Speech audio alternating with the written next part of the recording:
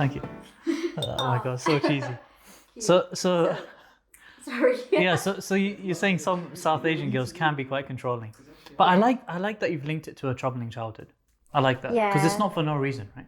Yeah, and I do want to come on to like a really important point about sort of troubling childhoods and stuff. A lot of people come into the dating world having unresolved issues. They bring their trauma. They bring all the trauma, and let's be honest, all of us have had some sort of childhood trauma. Being a South Asian, child growing up, we've had the chappal or whatever it is, Have had everything in the flipping wardrobe, exactly, right? the chappal is like the slipper that you get hit with. But just on that as well, I think most people don't realize that every family that's come here, like I'm first generation, so my parents immigrated here. Yeah. And every family that's immigrated here, they've all had like massive troubles. Yeah. Like no one's had an easy immigration. Like UK isn't an easy country to immigrate to no matter where you're from. Like unless you're from flipping Europe or something. But I think they've had that trouble and then they had to raise kids whilst not being able to deal with a lot of that trouble as well. I know, I completely agree with you. I think our parents have done great jobs in getting us here and raising us, and also they've had a completely different upbringing and they've had to learn to be a different parent. So, like I really rate like my parents for doing that and having the gumption to come here all by themselves. It's amazing. And but at their time, therapy wasn't really a thing because it was kind of like you just get on with it kind of thing. Exactly. However, like I do want to touch on this point. It's so important that we all keep ourselves in check. If we do have unresolved issues, we just do like therapy. Like there's nothing wrong with that. In fact, it's a very, very good and very mentally safe thing to do. But there's a huge stigma around therapy. You know what? I don't understand stigma around therapy. Like, listen, geese, all the people out there, you have a cold, you go to a specialist, you go to see a doctor. Someone's suing your ass, you go to a solicitor. They're experts in that field. Yeah. So why wouldn't you go to a counselor? Exactly. It doesn't make sense, or a therapist, to understand things that are going through you. I went to therapy as well because it's like a period in my life where there was a lot of things happening at the same time. Yeah. And I think it was emotionally overwhelming and I couldn't navigate through it. And just having a therapist helped me navigate through it. And then afterwards I was like, yeah, I'm actually chilling. I don't need any more of this. Yeah, exactly. Yeah, it's nice. And I've done a lot of therapy as well. I was fascinated by it. I ended up doing a degree in psychology. I didn't go to uni. But I did it like literally by myself because I was just fascinated. There's so many different kinds of therapies out there. Like all the there's like EMDR, which is like trauma therapy. Sorry, I don't want to get into therapy, but what I'm trying to say is that there is a solution for everything. And what happens is in this dating pool, we all come with our baggage and we can't really interact and find someone because we haven't dealt with all of our baggage or all of our issues. And I've heard stories from people where they've said that they've met up with people, tried to get to know them, and they've had a very difficult time because the person's constantly getting triggered. If the person doesn't text back after 10 minutes, it's like, why didn't you text back? You've triggered me, and it's not okay. You can't treat someone like that. And that's on the person to deal with that. So, we're not perfect, but I think if you have unresolved issues, that's the first thing you should do before you should even look for someone. Look to resolve it, exactly. Yeah. No, that's important. So, because you know what? When you're by yourself, your trauma actually is invisible. When you're with someone, that's when your trauma actually comes out. Wow, so because a partner actually forces you to open up and talk about yourself. So that is when all of your skeletons in your closet come out.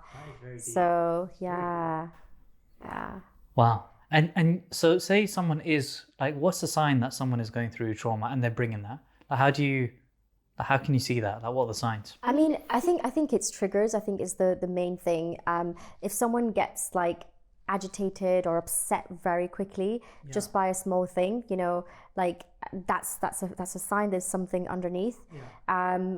There's that, and also I guess it depends on everyone. Like not everyone is that vocal about it. A lot of people can hide their trauma quite easily. I did that for a very, very long time. I think also being a South Asian child, like we're very good at hiding emotions. Like, oh, it's all fine. And I think for me, so true. it's like, get on with it, bitter. Hurry up, you know. Just make dua, man. Just make dua, yeah. Oh my gosh, yeah. So it's really hard to like spot to spot people who have unresolved trauma. And like I said, it's when you're really getting to know someone, and when you become close with someone is when you find out that they have trauma. Exactly. And do you know what? I've put myself in so many difficult situations when I've said to my friends, go get some therapy. Exactly. And it's just gone down the wrong way. Really? Because again, like a lot of people in our culture can take it the wrong way. Oh, what's wrong? Do you think I'm mentally like ill? Yeah. Do you think I have a mental problem? Yeah, exactly. And they say like that's mental problem. It's like, problem. no, Yeah, exactly. No, mad, it's not it's that. insane. It's good for you. Exactly. If anything, it will make you better.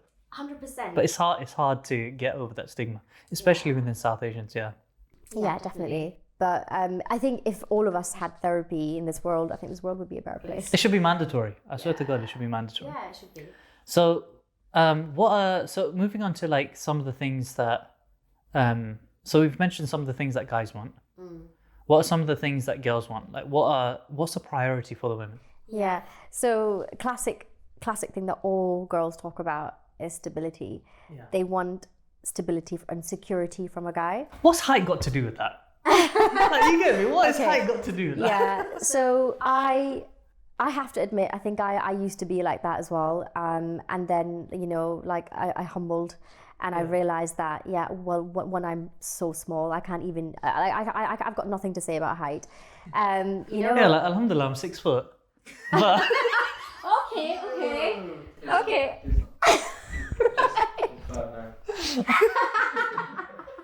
5'11" with a bad haircut. 5'11" with a bad haircut. Yeah. So just talk us through that, because like, as guys, we're like we hear the 6 foot number all the time, but then when you look at the stats, like 10% of guys are 6 foot. Like, let's be real. Yeah. Are you really gonna? Well, yeah, exactly. And I guess Pakistanis or Indians, or especially Bengalis, they're tiny, they're short. Exactly. So average height is what, I don't know, 5'8" or whatever, 5'7", whatever it is. Yeah, whatever that is. Yeah. Exactly. So, anything above that is amazing. Yeah, exactly. So, but I don't know. I think in like a lot of girls' heads, it's like a tick box thing. Like, if he's not taller than 5'8", 5'9", then like, I'm not. I don't know. It's not, I don't actually understand the reasoning, but it's just for them. It's like their way of saying he's good looking, I think. All right. I don't know. I got a question. You can clip this as well. So all these girls are looking for 6 foot guys. How tall is your dad? Yeah. How tall is your dad? That's true. How tall are you? How tall are you? How tall is your uncle? You sound offended. I'm 6 foot. Yeah, exactly. Yeah. There's no measuring tape. I don't care. I mean, that's the thing. All the guys on the dating apps will round up their height. So what's the equivalent for girls? The equivalent for girls, what? So Guys say they're 6 foot. What do girls say? Oh, I don't know. So I think girls can get away with height. Do you not think? But I don't think girls have to lie about height. But what would they round up? Like, what's the thing that girls would say? I round mine up to the next foot. The next foot. I think so one thing that I realized is guys will round up their height, and then I think the equivalent for women is the filters they use. Oh, hot take. I see. Hot take. I hate filters. Oh my god. Yeah. That's what social media promotes, no? So you always see on social media, the height. And then for guys, it's like go for looks. It's the same thing you're saying about the sheep mentality, right? Yeah, exactly. And I think that's why girls do use filters, maybe because they feel insecure about the way they look. They have to, yeah. Because they want to. And also, I remember like one of my friends, like he showed me his a dating app profile, and I was like looking at all the girls, and I was like, oh my god, all these girls are stunning. So then I was thinking, maybe for them, they're looking at that and thinking, how do I match up with that? Exactly. So they're probably thinking, oh, I need to buy filters, but that's just so deceiving. Exactly. Because then you see them in person, and then they're not that. Exactly. No, but like the one reason that like I hate these apps as well is because of all of this. Like, you can hide behind an app, and you don't really get to see if there's a connection on the app. Like, you're just swiping, like a lot of my friends, like every single night, they're like closing their one eye and like swiping, and like that's horrible. Is that how you're gonna find a partner? Do you know what I mean? And then this whole ghosting thing. Oh my gosh. So before we get into ghosting, ghosting. Before we get into that, like one criticism that I've seen is when you're on the apps, there's the whole concept of you're spoiled for choice. But is that the same thing when you're in speed dating as well? Because you're speed dating and I'm assuming there's some choice. Yeah. Like, is it the same kind of feel? Yes, it is, but the only difference is like you have that chance, like limited couple of hours to actually go and speak to that person. Exactly. So exactly, and then you get rid of all of the what do they look like in person, what do they sound like, what's their height, all of that is there. It's readily available, and you have to seize the opportunity because as soon as it's time to go, you've lost that. Exactly. So that's interesting, yeah, because like even me personally. I mean, no, I'm so bad at photos. I think it's a condition. Like, I think it's actually a condition. I'm so bad at photos. So even if I was to make it would just be so bad. I just know it would be bad. That's actually not true because I've taken such good pictures of Yasin. Yeah. Okay, out of all the pictures, I've posted one. Like on my WhatsApp profile, that one that you took. Before that, which one? Right, I have taken so many. I can put like a whole picture together and show you. Wait, you can judge it. You can judge all the photos that you have. It's actually so cool. Oh, but also, I think maybe you're very picky about your photos. I think. No, man. No? I'm telling you. Okay. I'm telling you it's a condition. How is it? Right, you know? It's nothing, man. Bro, you know the picture that you took? The one when I was wearing a thobe? Yeah. People told me to pick a better picture. Whoa. But there's no one new then. People are literally just like... The haters, bro. There's so many haters out there. I'm surrounded by haters. Change my picture, bro. Gee, I don't know how you made me look fat in that picture. So talk to us about the ghosting phenomenon. Yeah, so it's mostly to do with apps, but also it does happen like, if you meet someone in person. But the one thing that I really dislike about apps is that people can hide, and I hear this happen so much, is that somebody matches with someone, right? And then they see their profile, they message them, and then they find someone else. And then they ghost that person, and then they move on to the next one. And this is what I was saying about that list as well, this list is becoming never ending for people because they always think, what's the next best thing? We're living in like a generation now where you can get like grocery in like 5 minutes. Yeah, that's right. You can get to your door. Yeah. Exactly. You can get everything you want. So people think, why would I compromise on a partner? Which is the wrong mentality. And the apps don't make it any easier because it's flooded with people. Exactly. What I did use was Match back in the day. It was horrible. I don't know what your experience has been, but it was horrible. That it scarred me for life. I was like, I never want to do it. But then, like, people who don't have a choice, they have to where use can they it. go? Exactly. Where are they going to go? Oh, they can come to your events, yeah? Exactly, yeah. Exactly. But the whole ghosting thing as well, someone needs to stop it. It needs to end. Because, We need to have your address. Every time someone goes someone, just turn up to the house. What you doing? What's your problem? Sort it out. But do you know what it is? Ghosting happens because people are cowards. They don't want to open up and tell that person why they don't want to pursue them or whatever it is. People don't talk these days, and it's like, oh, let's ghost because they can run away from their problems. And it's also, I don't know if you've heard of zombied. Nah, what's that? So when someone can ghost you, but then they can die and come back alive and come back and message you after a couple of months. What? Yeah. What do you mean they die? They don't die, literally. They just don't remember. I mean... It's ghost and then they come back and then ghost you again. Oh, that's jokes. Yeah. Well, no, they come back and try and rekindle something. Oh, right. Okay. Yeah, and it's kind of... Respect to all the zombie guys, man. Because imagine you're ghosted, but then you're like, oh, I shouldn't have ghosted. Oh, you shouldn't have ghosted? Yeah, because that's what zombieing is, right? You come back. I don't respect Sometimes, I don't respect it as well. that. I don't respect that. Then you lost your shot, why would you try again? Oh, You're okay. wasting the other person's time.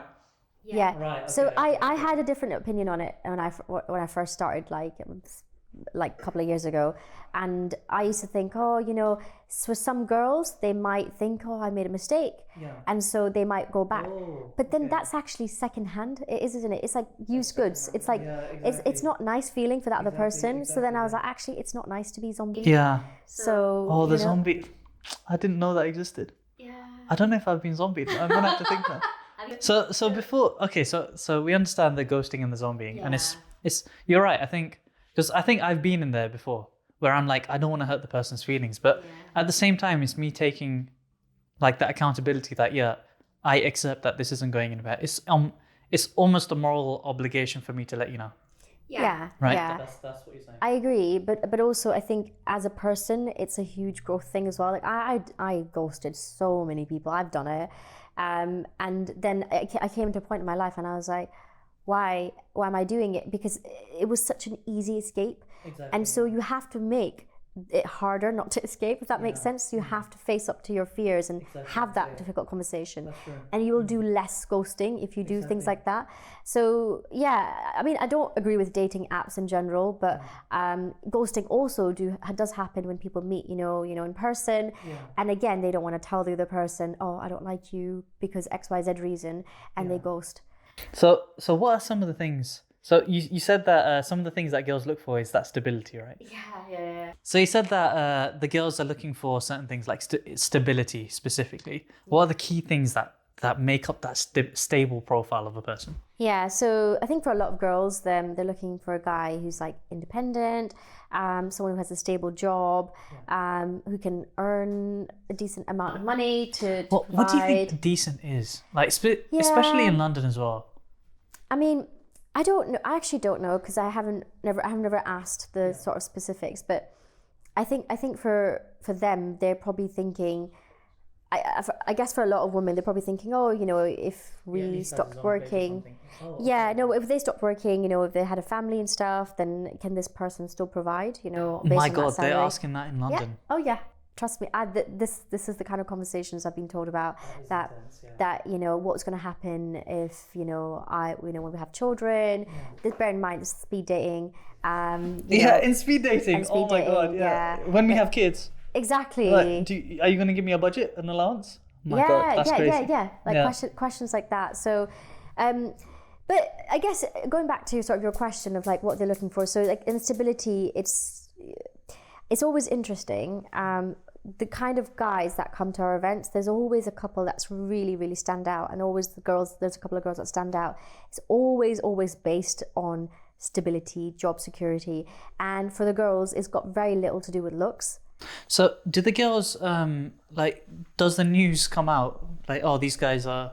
I don't know. See, how does that spread? You know? So like, I'm trying to think about this particular guy. He comes across very like mature and very sensible and very calm, and he gives off the impression that in his life he's got his stuff grounded. Together.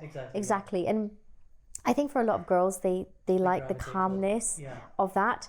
And every single time I have an event, this guy gets all the ticks. Really? Like all the ticks, yeah. But he's been to multiple events. He's been to I think 2 are speed dating events. Oh my God, I'm singling him out here. No, but it's just like for a guy who's, because like say for a guy who is that successful in not in dating, in like his own life, like he must have specific things that he's looking for as well, right? Yeah, I guess. But then I guess hold on, I'm just trying to think. It's hard to sort of gauge that. But I guess for a guy who is sort of stable in his life, he's probably looking for a girl who is that like bring that fun element, who's a little bit more dynamic, whatever. But what I find interesting is that like a lot of the guys, their requirements are actually pretty good, apart from the ones who always say looks. A lot of the guys, they have literally a couple of things on the list, three things, looking for someone we can get on with, we can have a good understanding with, and that's good. That's a basis, that you should have. Everything else is just on top. And I think for us women, we have this like more like list of things that we want. So you're saying like women are Oh, I feel like it's kind of normal, but women are more picky than the guys. Yeah, I think so. Yeah, but I have met lots of guys who are extremely, extremely picky. But I think girls tend to be way more picky. So the reason why I say that, I mean, I watched Indian matchmaking recently, and I was just surprised at like the majority of women, you know, who were just like, there was this one girl who said that she wanted a top knot. She wanted a guy who has a top knot. A what? A top knot? Yeah. A top knot? Yeah, man bun, yeah. You know, that's so funny because I was trying to grow a top knot. Oh, Yulian's got a top knot, yeah. Yeah, there you go. But that was her requirement. Well, that was a deal breaker. No, I think... Imagine having that as a deal breaker. I don't think it was a deal breaker, but that was something that she wanted. So yeah, like, again, it's empowering for women, especially in this day and age, especially South Asian women, that we get to choose. It's so important, and I don't want to like remove that element of it, but we have to be realistic. Exactly, you know? There has to be a level of realism. Yeah. Like, I think... I have to be careful how I say this. So I think... like there's YouTube videos out there where a guy goes on the street and he says to a woman, like, how much do you think a guy should earn for you to be interested in them? Yeah. And there's been some videos where people say like 100 grand, 200 grand. A guy should be earning 500 grand a year or $1 million a year. And it's like, that's fine that you want that. But realistically, the percentage of people that actually earn that is tiny. And what makes you think that person will want you as well? Exactly. And I think understanding the dynamics of that relationship is like, what is that type of person looking for? And what do you bring that person would need? Yeah. And like we're all like kind of average earning people, right? It's like we don't have the same needs as someone who's living in abundance. Like they have different challenges. So it's like, how do you navigate that? Yeah, and I think for me as well, like I was that person, and that's why I feel like I can talk about it quite comfortably. I was that person who had the ridiculous list, you know, and I remember like... What was the most ridiculous thing? So, I mean... It was 6 foot, wasn't it? No, to be fair, like I said, I did have the height thing back in the day. I did grow out of it. But for me, that was a nice fun. I grew out of it. Yeah, okay. Literally, but not really. I didn't really grow though. We just love puns. Yeah, okay. But yeah, I think the sort of the list that I had, for me, it was like, oh, I'm looking for someone who's like me, who wants to like have multiple businesses. You know, I wanted a garage of cars. I love cars. I wanted someone who has those aspirations. In fact, I wanted someone who was like a little bit like me, like working towards all of that. But then like one of my friends said to me, she was like, well, what makes you think that person will also want you? Oh, that's tough. Yeah. And I was like, well, of course he's going to want me. Why would he not want me? I'm asking for something that I have, that I can also provide. So why wouldn't they want me? And then it made me realize, well, actually, you know, we've got to humble, because not everyone is for everyone. And sometimes like what we want in someone, that person doesn't always want in us. And that's why, you know, having the list, it should be a dynamic list, you know. Exactly. It's you should be up for changing it. Like, so for example, like deal breakers. So for example, if you want to have children, that's your deal breaker. Fair enough, understood. But things like, you know, so even things like, oh, you want someone who's got an entrepreneurial background. If he doesn't have that, that's not a deal breaker. Be open to that changing, because you could meet someone who is not like that, but then your company and your presence could bring that out in him, and that person could grow into that. You know, I've seen so many of my friends, you know, in the past sort of like 10 years, a decade, grow, you know, and I think we all do. And the person that we are in our 20s, we're not the same person in our 30s. So we have to sometimes look at potential in people.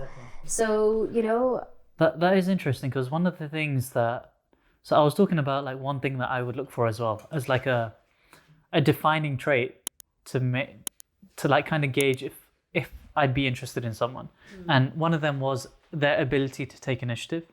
Yeah, I love that. So their ability to take initiative for what they want. So say, for example, they didn't like their job. You can complain about it as long as you're doing something about it. Yeah. Does that make sense? No, I absolutely love that. That's a really, really good little thing to have on your list. Exactly, because I think as us running a business as well, it's all based on our initiative. There is nobody telling us how to do this. You know, we don't have uncle, you know, telling us do this, do that. We don't have it. I'm just saying that with a chia. So we have no guidance. We have like limited mentorship in this space. So one thing that I realized is, and I've made mistakes before where I've had an idea and I didn't take that initiative and nothing happened and somebody else took the idea and it hurt me so much. So one thing that I said, and I continuously say, is if I don't see that motivational initiative, I can't be interested. No matter how beautiful you are, I can't. Like, it's a like low-key a turn-off if you're not doing something. No, exactly. And I think like it's important to feel attracted to someone because that obviously that is really important. Like, but it shouldn't be the end all and be all. Like, you know, you meet someone, you think, oh, there's potential there. Get to know them, and you might find some things that they do extremely attractive. It completely supersedes who they are. You see that person completely differently. I've had that, you know, and that's why I'm just like, if you can realize that you can find someone beautiful, you know, after a course of time, that you can see them like become more attractive as time goes on. It is such a beautiful thing to have, and not just relationships. I'm also talking like friends and stuff. You know, sometimes you meet a few friends and you think, oh God, like, you know, no, and then you get to know them and then you're like, oh my gosh, this person brings so much to the table. So yeah, it kind of works both ways. And I think it's interesting because you were saying that you're looking for like someone entrepreneurial, someone who's like on the ball as much as you are. But I gotta be honest, I don't know that many South Asians that are on that type of ball. Like a lot of South Asians are incredibly successful in their careers, but they rarely ever venture outside of it. Yeah. So that's who I used to be. I think with time, I've definitely learned that I'm not looking for someone, you know, who's like the finished package. I'm looking for someone who's kind of on the way there. The diamond in the rough. The diamond in the rough, exactly. So, you know, and you're right, you know, especially in our culture, there isn't really people like that. But what point was I going to make? But I think, so we did a podcast about the fears behind people not taking initiative. And like fear of failure was a massive thing. And what you were saying before as well is that fear of failure falls into the South Asian mentality that if you fail, like first of all, it's difficult enough to be doing something brave and different and everyone is against you. But then to fail in that and then have to deal with all the people saying, well, you knew you were going to fail. It's like, I told you you were going to fail, you know? When you hear that, then it's like, oh, damn, like maybe I should just be like everyone else.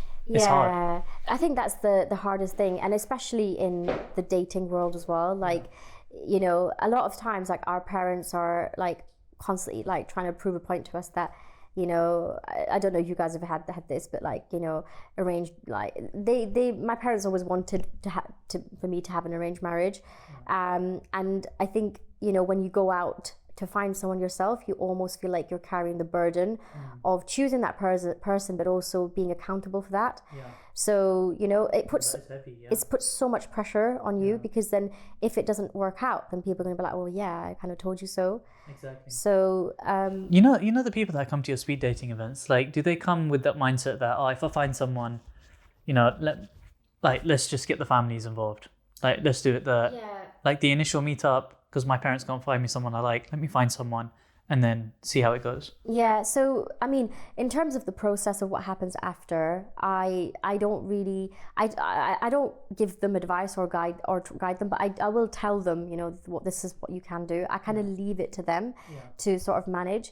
But then I always tell people, like, you're here for one purpose, you know, don't string people along, don't do that, and at the same time don't jump in it too quickly. You know, it's having a balance of both, because, you know, with the experience that I've been through, like the first time, you know, I got married, just jumped into it too quickly. You know, the whole halal dating thing kind of did it that way. And so in hindsight, I've learned so many different things now that like are important to find out about a person, and you can do it all in a very halal way. So I kind of do leave it to people to manage, but at the same time, I kind of encourage them, like, look, this is a community, this is a network. Exactly. If you're going to mess someone around, it's going to come back to haunt you, because everyone knows everyone. We're all a tight-knit community. Exactly, yeah. You know, if there's a guy there that's not playing ball, trust me, all the girls know about it. They will know. They all know about it. They will always find out. They will always find out. Exactly. So it's about it's about respecting women, but also at the end of the day, like if there's a guy there that likes a girl, start the process, get to know her, and at some point, don't string her along, bite the bullet, get the parents involved, get married, invite me to the wedding so I can have laddu. Invite us too. Yeah, exactly. Yeah. So, what challenges have you seen in our community around the whole like getting married and dating thing? Yeah, so I could talk about this topic forever. I think, well, firstly, it's what's available out there in terms of platforms. So everyone's using apps, and they almost changed their culture of looking for someone in a it's very toxic, I find. So there's so many challenges around that. Like I mentioned, the whole list thing. Yeah. That's a huge thing. What I try and do at my events as well, as much as I can, is try and tackle some of those challenges. A lot of guys actually don't know how to communicate with girls as well, and a lot of girls don't know how to communicate with guys. I need to ask. Yeah. I need to ask, what is the worst, I don't want to say pickup line, but opening line that a guy said that you've seen? Oh gosh. Well, because I know the girls don't do opening lines. We all know this. Yeah. Right?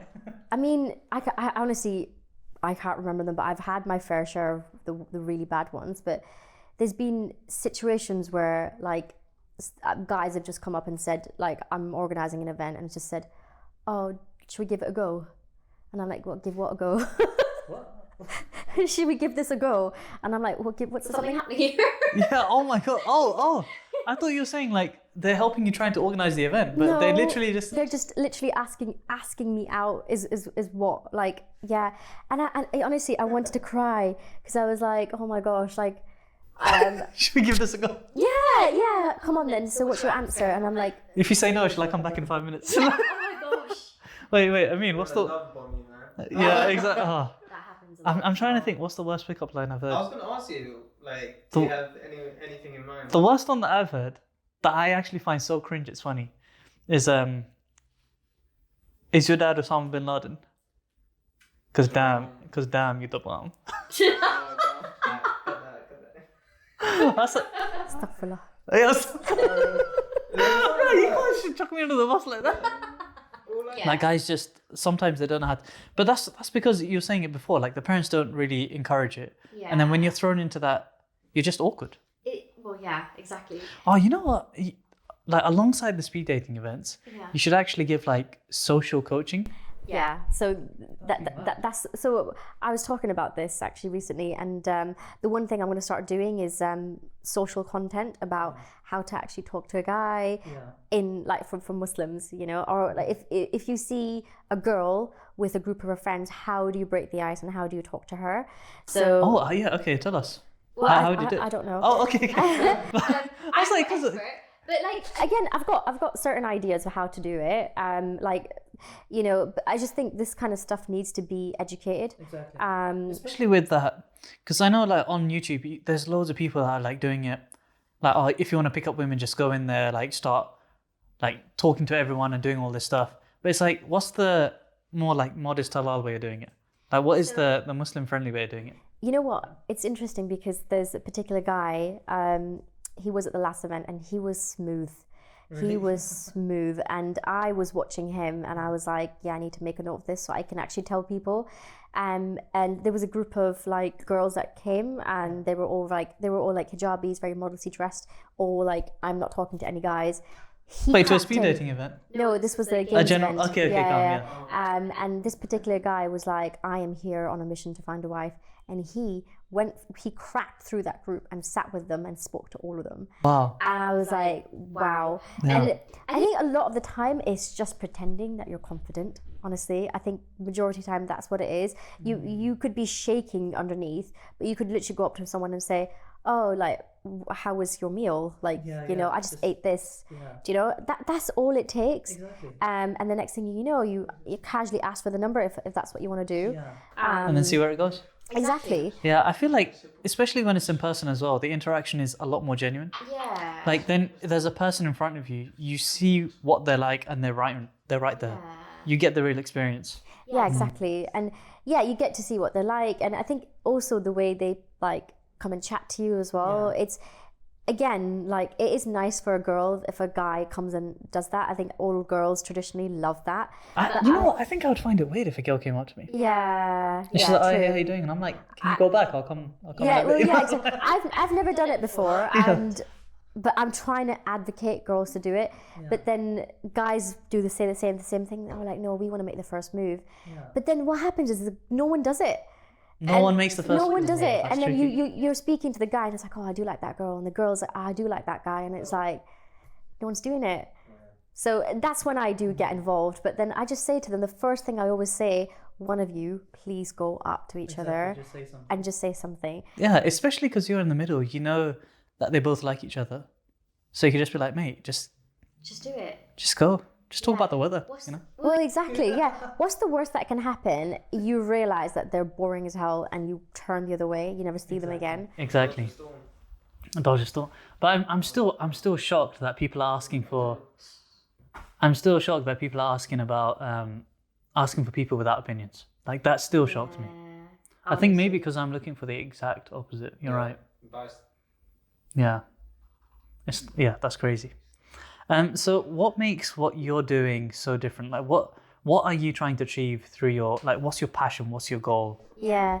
So I think for me, I mean, I've done a lot of research. I've been a customer of a lot of these apps.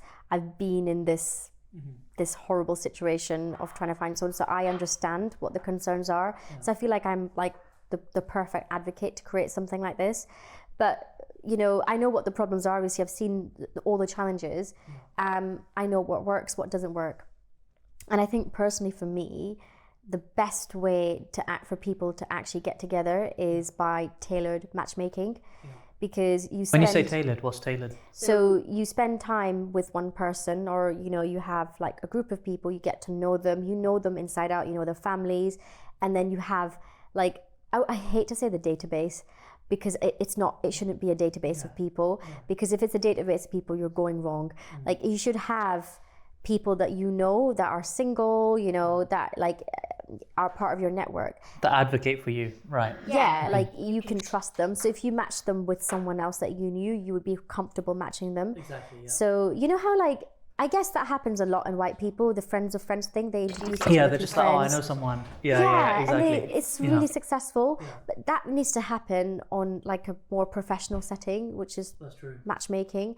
Because, you know, like if I know the girl, I know what her interests are, what she likes, and I know the guy, then in my head I'll start thinking, oh, they could make a good match. Exactly. You know, and that is what my goal is to have like specific tailored matchmaking service. But I think in the interim, because there isn't really a lot out there for Muslims to meet and mingle and network, date, I've just done these events because I feel like I just wanted to create a solution to a big problem. That's nice. So you're going to become like the UK's, is it Auntie Sima or something? But like, I think you're in the best place for it, because you've seen, like, if you made a database with people that come into your events, you've seen what they're like, you know what their energy is, and you can match people based on that, and it'll be a lot smoother because you actually can gauge people as they are in real life, you know? Yeah, no, absolutely. Nice, and I have already started doing the matching, you know, in my head. Like, there's been a few people that I know that are like amazing, and I've got a few friends that I would want to match. And I actually started that like a couple of months ago, and I was let down actually. Really? Yeah, so there was a friend of mine, like I know her quite well, and I thought I knew her quite well. And I said, oh, there's a potential person that I think, you know, possibly can work. And do you know what the things she said to me? She goes, oh, they're not from Karachi. And she didn't even look into anything. She just said they're not from Karachi. He's not from Karachi. Bruh. It's a W for us. No. Like, we're from Karachi, right? Yeah, me too. But like, it's not that deep. Like, It's not that what deep. do you Yeah, actually... exactly. Like, you know the language? I find Punjabi to be like too like abrupt and rude. Yeah. So I went to my friend's house. This is the first time. I didn't even know he was Punjabi. This was like back in high school. I go to his house and his mom says something like "Tu kaise hai?" And I was like, "Tu kaise hai?" Does she hate me already? You know, that's what I thought. I was like, "Yo, what, bro? What the hell's going on?" You know. And then she was like, when she gave me food, she didn't say "Ha ye kha lo" or something. She was just like, yeah, something like that. And I was like, "Tasso?" Like, what is that? So I was just like, yo, like, have I pissed someone off? Like, what's going on? But that's just how they are. But like, Urdu is like so polite. I prefer it. Like, a lot of people are like, nah, man, Punjabi is like the street language. Yeah, keep it in the street, bro. I'm okay with that, you know. Should we just cut this out? No, we can keep it because it's like cultural difference. Yeah, so your friend let you down because of the whole city thing. Yeah, so that's another challenge, and it still unfortunately exists. I don't know if you've experienced it, but it doesn't so much happen in the events face to face because I think people are a little bit more open-minded. When the family's list comes in. Yeah, also on apps because people will ask, "Oh, where are you from? Where parts in Pakistan are you from?" And they then start filtering out. Whereas I feel like the people that come to events, you have to be a different kind of person. You have to be open-minded. You have to be a little bit more progressive to come to an event. Like, It's true. Yeah, it attracts a different type of person. It does. Yeah, someone who's a backward thinker wouldn't come to an event. So we don't have those conversations at events, but they do happen on apps and stuff. And I just think, why are we having these conversations? Why? I didn't know there was such a thing as like khatams and milads and stuff. Yeah. But apparently that's a massive thing. And I was like, you celebrate the Prophet's birthday? Like, yeah, I know. That just seems a bit strange. Celebrate his own birthday. Yeah, like he never celebrated his own.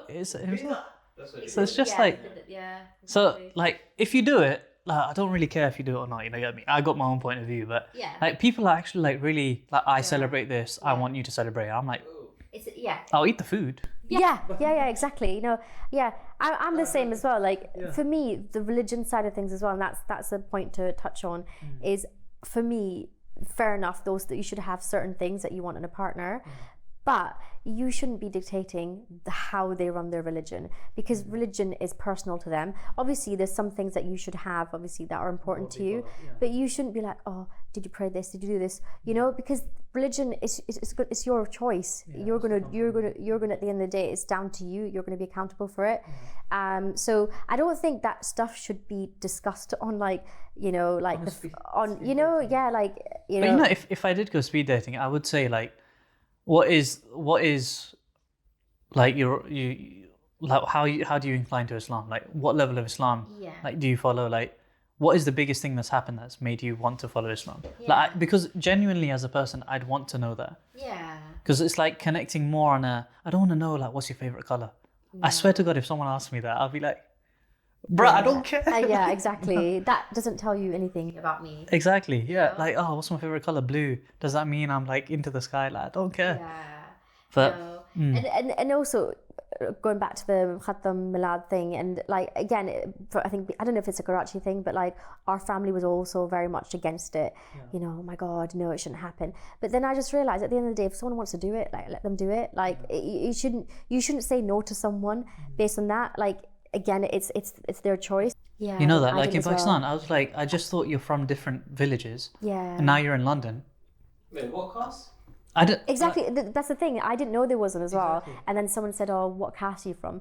And I asked my mum, and she's like, "Oh, beta, we're Mahajir." Yo. What's that? Mahajir is apparently so we're immigrants because my granddad's side of the family they were from India before the partition, and then my granddad moved to Pakistan after partition. So because we're not Sindhi. We're the Urdu speaking Mahajir. Yeah. Mahajir means traveller, I think, in Urdu. Bro, that's a lit title. I want to be Mahajir. Yeah, we're probably Mahajir as well because Nanimi came from India and Dad's side. Oh, really? Mahajir. And Dad's side came from like India and Afghanistan and Turkey and stuff. Yeah. So you guys not Sindhi? Yeah. So then you probably are Mahajir. You're Urdu speaking. Yeah, so we're Urdu speaking, but like my dad's side, they're Pathan. Right. And like they've got roots like spreading out into like Turkey and stuff like that. And then my mom's side, they were in India. So yeah, my mom's side from Lahore, and then my dad's side is like the Urdu speaking side. So we apparently have a caste and like the whole thing about mirpuris and oh my gosh, there's just so many judgmental conversations that happen, and I just think it's unnecessary. Like I feel like once people come into London, like the common factor should be like, oh, you're both from Pakistan, you have a common second language. That's such a beautiful thing. Yeah. Like just focus on that. Don't focus on the differences. Yeah, exactly. So have you seen like a massive demand from Muslims for this networking? Because like for me as well, I need to find an entrepreneurial Muslim network. I need that because there's a massive gap in my circles for it. Like now I know you, that's great. Yeah. But like broader than that, I don't know where to find them either. Yeah. So that's a really interesting point. I mean, I feel like with MUSCONNECT, there's just a general demand for people wanting to interact with each other. When it comes to finding entrepreneurial people, I think we can all say that it is going to be very rare for us to find them. They don't really exist, and unfortunately, I really don't know why. But the one thing that I'm starting to do with MUSCONNECT is make specific like events. Yeah. So I'm going to start a book club because I feel like South Asians don't read in general. Yeah, yeah, it's weird because I feel like I'm maybe like a black sheep in the sense that I read like really the last book I read was that Prisoners of Geography, and it literally changed my outlook on life. And whenever I tell like South Asians to read it, they're like, oh yeah. But whenever I tell like my like white people about it, they actually go read it. Yeah. And like, in a month's time, they're actually discussing like complex things from the book. Yeah. What's it called? Prisoners of Geography. Oh, okay. It's about geopolitics and stuff. Oh, really, I find that stuff fascinating. Yeah. So I'm like, for example, I want to do a book club every month. So we read a book by a Muslim author. Oh, nice. So, like, and so that will attract certain type of people. We could have a monthly entrepreneur meetup kind of thing. Yeah, that'd be good. Yeah. And then I'll be there. 100%, exactly. Yeah. I wonder how many people sign up for that. Maybe 2 or 3. But even 2 or 3 is a start. Yeah. Man. It's a start. Yeah, exactly. So, this is what I've created the space for, is that everyone who has ideas, who wants to do whatever with it, I've created a space to do that. So I think one idea is you should create one for converts only as well, or reverts. Because like we're having this chat that when a revert goes into wanting to marry a Muslim family, sometimes that Muslim family can be judgmental to say, like, are you really a Muslim? Like, how Muslim are you? Are your family Muslim? Yeah. Like, I've heard that in my own family. It's like, oh, if it's a revert, how much of a revert are they? As if there's a scale, Wow. So I think if there's like a hub of reverts out there, they would find so much in common. There is on Meetup. There is I think groups for reverts. Oh really? Yeah. I'll find them and I'll send them across. Yeah. All right. So finally, what advice would you give for everyone here who is currently single that might be looking for a wife? What advice would you give them? So I think it's really important to be open-minded. And to be very active in looking, it's I hate to say this, but when you start a new project or you look for a job, you put so much effort into it. You have to put effort into this. True, yeah. If you don't put effort into this, you're going to get nothing, and don't set a time scale, but just put effort into it. Have a list for sure, but be, like I said, open-minded to changing the list. Yeah. And I think what you said was actually really good. Like, you're looking for someone who takes initiative. Like that's a beautiful thing about personality, because that in itself brings so many beautiful things about someone. Yeah. So I think those things are really important as well. And I hate to say this, but the apps are really toxic. Yeah. So if you're better to meet in person. 100%. Yeah, but if like I understand some people, like, they are introverted. So if you are using apps, just be careful with the way you use them, because it can like degrade your like mental health, because you use them, you go on a date, and for people it becomes like this process, and they're not getting anything out of it. So like, do a mixture of different things. Marvelous. And so for everyone watching, where can they find you? Where can they see what you're doing? What's the best way to connect with you? The best way is through Instagram, at MUSCONNECT LDN. Lovely. We'll put it in there. Yeah. Or or you can find us up on Meetup, MUSCONNECT as well. Lovely. Marvelous. Well, it was lovely having some chai with you and chit-chatting. Yeah, delicious chai. No, thanks for having me. Oh, delicious chai. I love that. And we will catch you on the next episode. Hopefully, we'll have you back again. Yeah. Lovely. Amazing. I'm having so much fun. Like, seriously. It's probably the most fun podcast I've ever done, actually. Yeah. Clip that. Don't forget to like and subscribe.